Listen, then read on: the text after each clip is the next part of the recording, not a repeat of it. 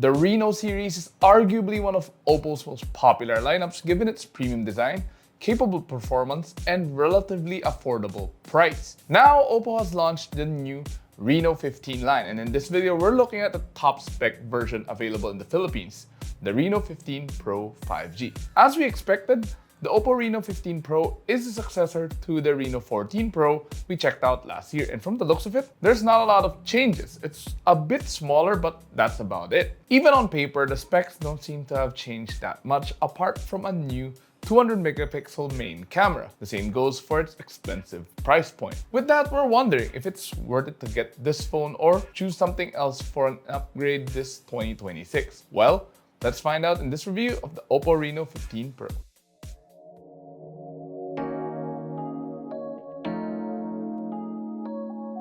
The first thing we notice about the OPPO Reno15 Pro is the size. It's a lot smaller than the Reno14 Pro we tried out last year. Now, I'm sure some might find the size decrease disappointing, but I personally had no problems with it. With its smaller size, it also made handling the phone a lot more ergonomic. The volume rocker and power button on the right side are a lot easier to reach when using the phone with one hand. I'm sure those with smaller hands will also appreciate this smaller phone. As for the rest of the layout, it's the same as before. At the bottom, there's a dual SIM card slot, USB-C port, and one of the two loudspeakers. Meanwhile, at the top, we'll find the infrared port, secondary mic, and the other loudspeaker. Not to mention, the phone is a lot lighter too, weighing around 187 grams. Despite this, OPPO didn't cheap out on the Reno15 Pro's construction. It still features a metal frame with a glass back panel. In terms of styling, our review unit is in this beautiful Aurora blue color, and it certainly lives up to its name. The back panel features a design similar to the Aurora lights you'll typically see in Norway or Sweden. It's a bit flashy for my liking, and I'm sure some will find it a bit loud as well. Fortunately, there's a more sedate color, which is dusk brown.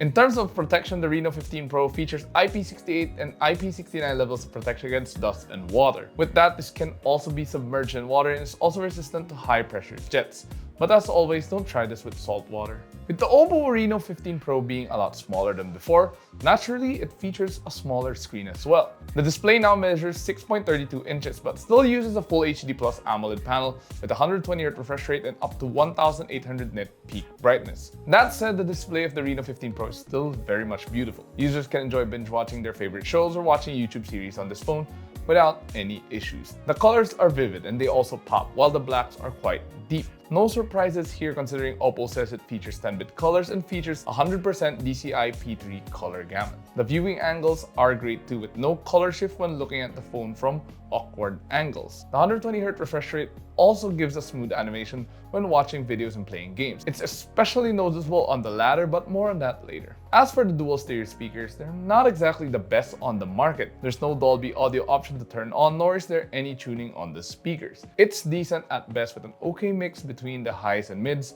but most of the time it just sounds a bit flat. Not to mention there's barely any bass as well. It also sounds a bit muddied at times depending on what genre you're listening to. But even if the quality isn't that great, what's great about it is that the speakers are loud. There's even an option to bump it up to 300%, but we don't recommend doing so. It becomes louder but sacrifices the quality even more. Honestly, even at 100%, it's loud enough already. As for biometrics, there's an under-display fingerprint sensor and face unlock. Both work well and fast, but the fingerprint sensor is just a lot more convenient to use. Moving on to the cameras. The OPPO Reno15 Pro continues to feature a triple rear camera setup just like its predecessor. There's a 50 megapixel ultra wide, a 50 megapixel telephoto with OIS, and a new 200 megapixel main shooter. For selfies, there's a 50 megapixel front camera. On paper, the 200 megapixel main camera is a huge step up from its predecessor, while the rest of the cameras remain unchanged. In real-world use though, it's definitely a huge step up in terms of quality. When shooting using the main camera, keeping to 1x or 2x zoom,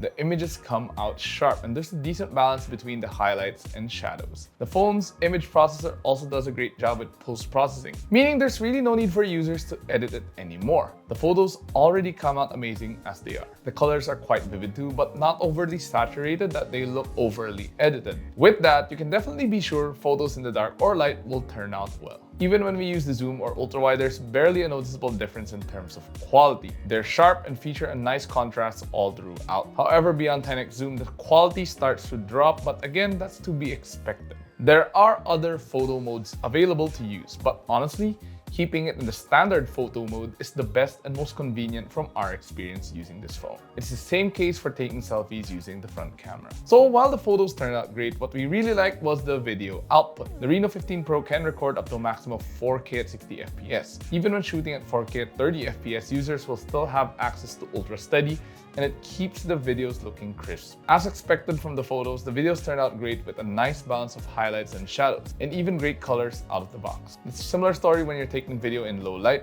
with minimal grain noticeable. With ultra steady turned on, users can capture some nice cinematic videos even if you have the shakiest of hands. However, with ultra steady on, the camera doesn't change to the telephoto lens when zooming in, meaning the zoom quality does drop. Turn it off and the camera swaps to the telephoto, giving a better quality video if users need to zoom in, so do keep that in mind. But overall, the cameras of the OPPO 15 Pro are amazing, no doubt about it. Under the hood, the OPPO Reno 15 Pro packs a MediaTek Dimensity 8450 chipset, which is the same as its predecessor.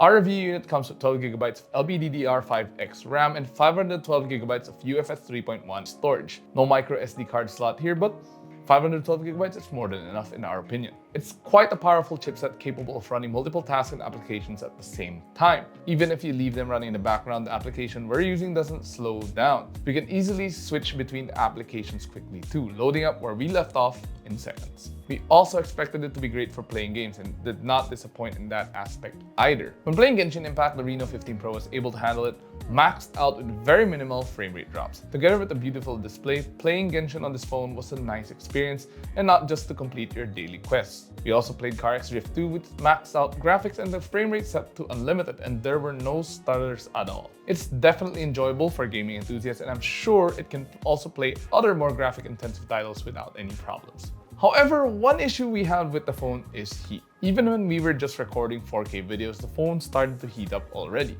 It became even more noticeable when we were playing games. After barely 20 minutes of playing Car X Drift 2 and Genshin Impact, the phone was already quite hot to the touch. While the heat didn't affect the gameplay, it is a bit concerning. Now, as for the benchmarks, you can check them out on screen right now.